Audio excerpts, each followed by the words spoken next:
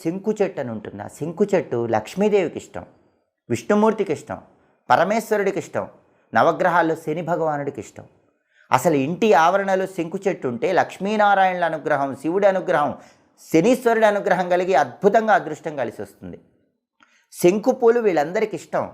అందుకే 5 సోమవారాలు శంకు పూలతో శివుడిని పూజించి పూజ పూర్తయ్యాక ఆ శంకు పూలు పారే నీళ్ళల్లో వదిలిపెడితే మీకు ఆర్థికంగా బ్రహ్మాండంగా కలిసి వస్తుంది.